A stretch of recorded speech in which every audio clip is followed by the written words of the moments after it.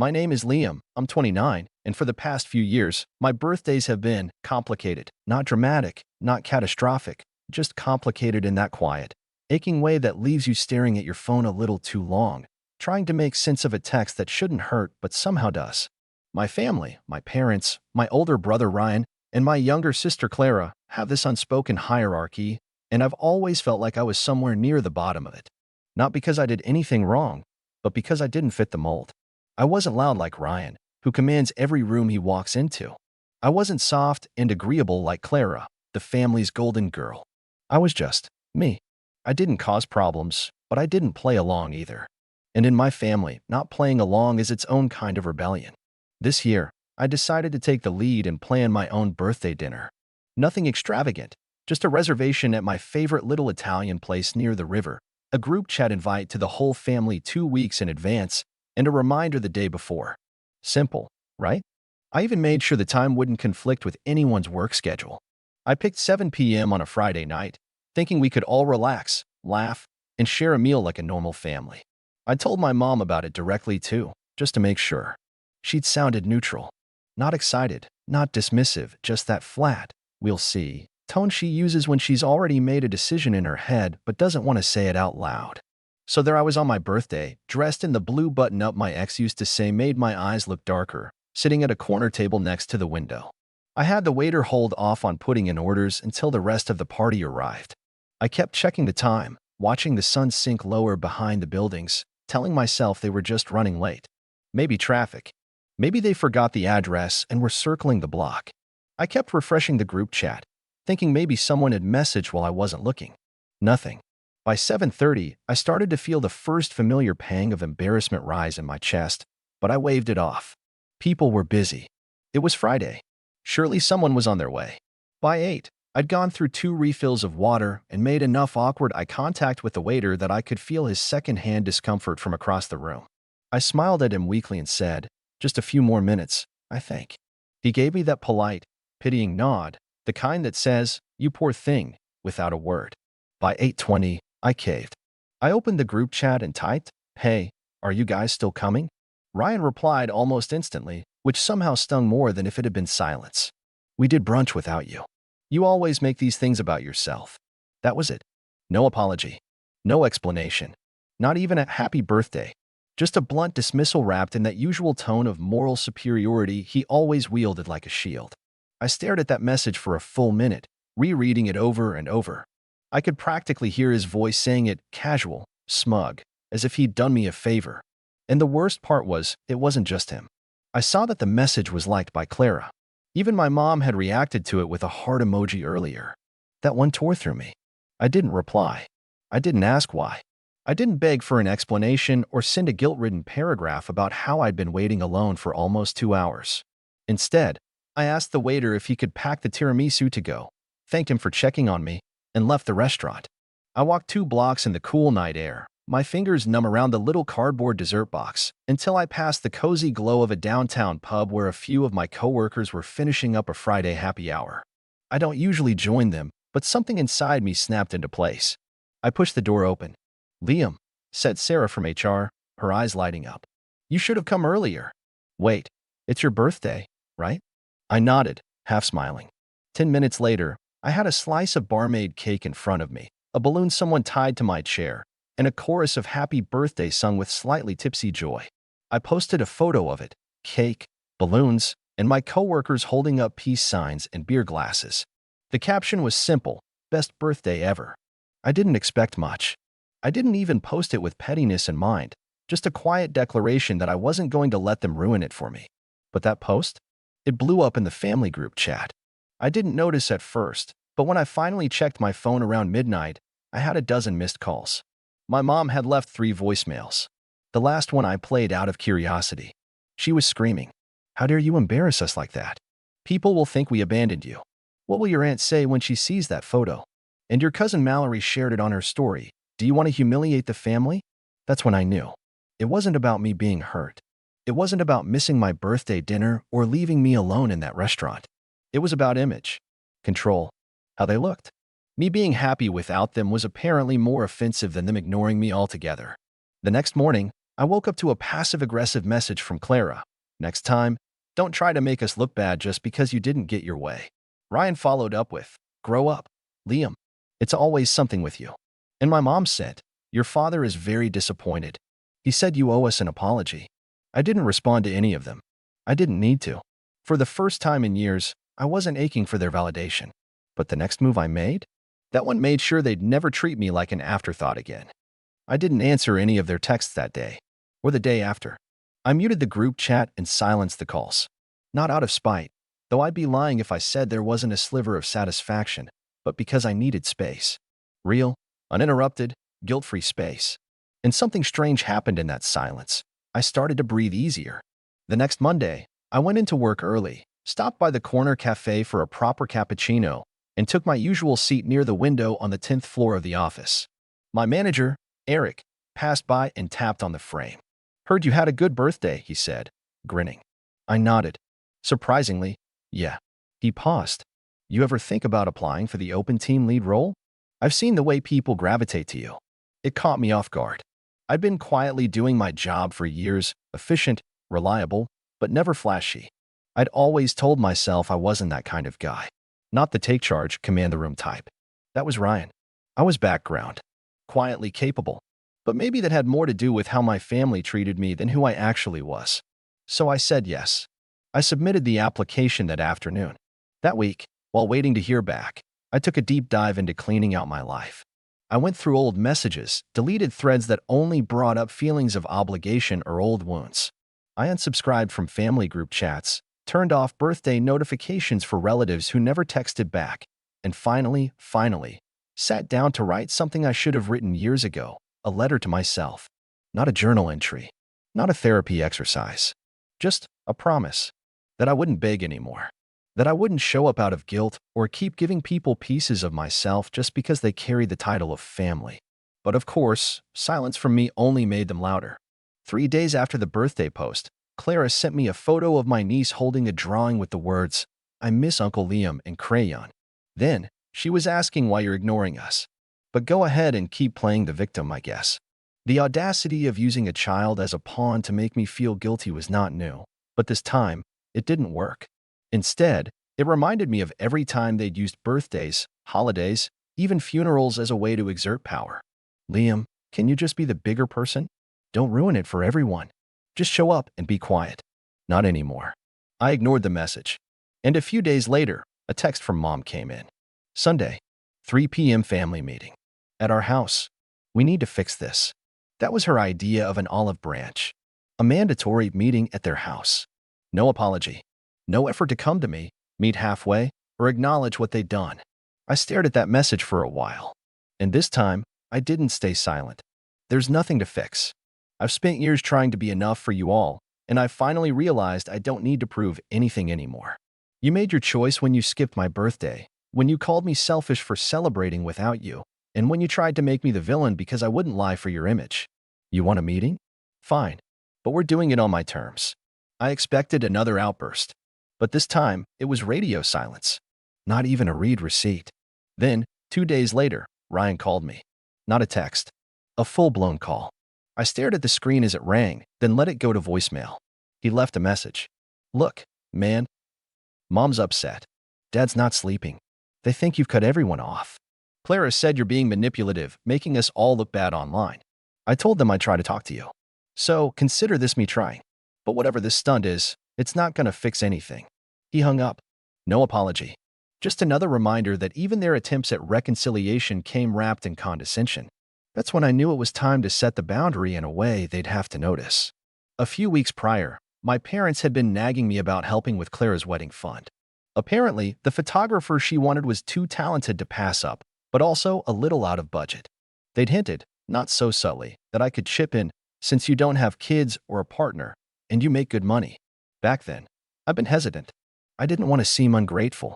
I thought helping might finally earn me a spot at the table. But now I had a different idea. So, I wrote an email. Subject: wedding contribution. Hi Mom, Dad. I've given this a lot of thought, and I wanted to be clear. I won't be contributing to Clara's wedding. Not financially, not logistically, not emotionally. I wish her the best, and I hope her day is everything she wants it to be. I won't be attending either. That may seem harsh, but given how you all treated me on my birthday, in the aftermath of me simply celebrating with friends, I think it's the healthiest choice for me.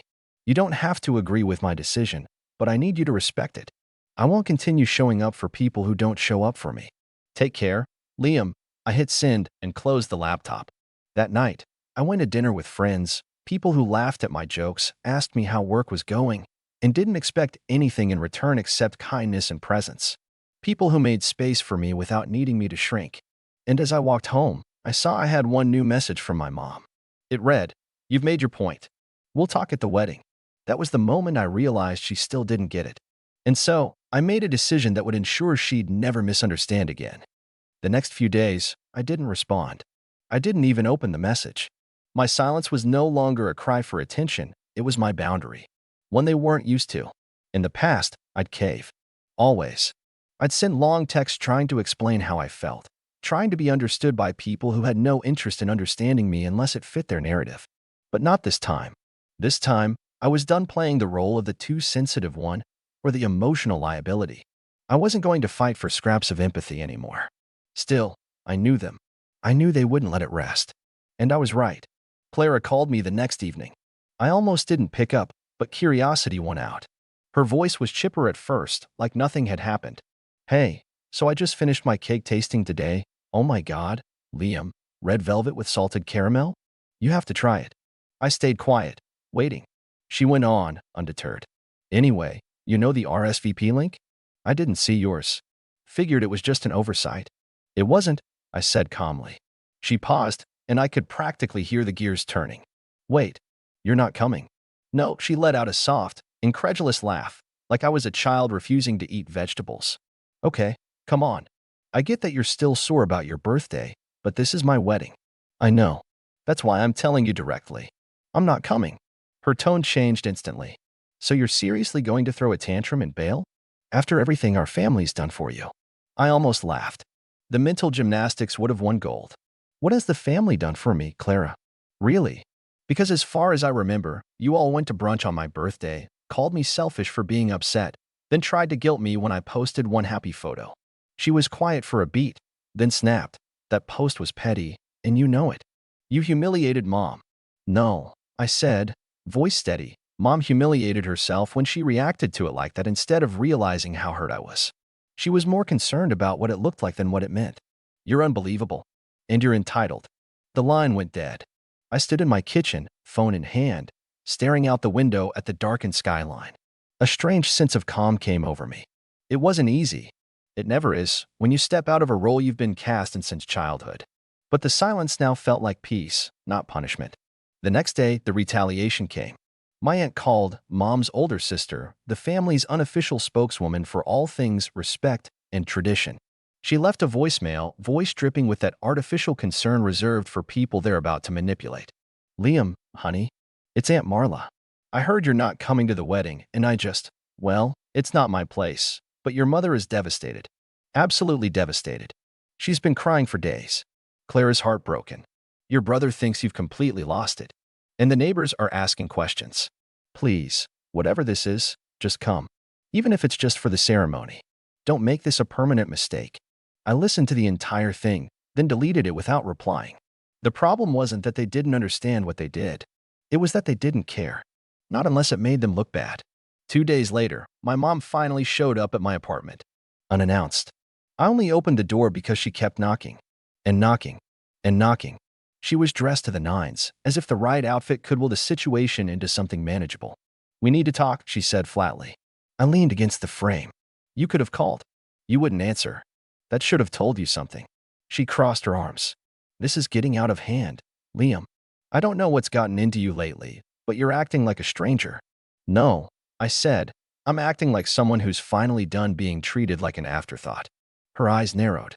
"We didn't forget your birthday. We just didn't think a big dinner was necessary. We'd already celebrated at brunch. You didn't invite me to the brunch," I reminded her. "We assumed you'd be busy." I blinked. "You assumed I'd be busy on my own birthday? The one I planned 2 weeks ahead? The one you confirmed you'd come to?" She waved it off. "Oh, don't twist things." "I'm not twisting anything. You just don't like being held accountable. Her face reddened. This is about more than just a dinner. This is about the way you've turned your back on this family. You're punishing us. No, I said firmly. I'm protecting myself. We stood there in silence. Finally, she said the one thing I was waiting for. You're choosing outsiders over your own family. I smiled, just a little. Funny. That's what it finally took to feel like I belonged somewhere. She stared at me like I'd just slapped her. But I didn't flinch. Not this time. She left without saying goodbye. That night, I got an email from Ryan. Short. To the point. You've made your bed. Don't expect us to be there when you realize how cold it is. I read it. I didn't reply.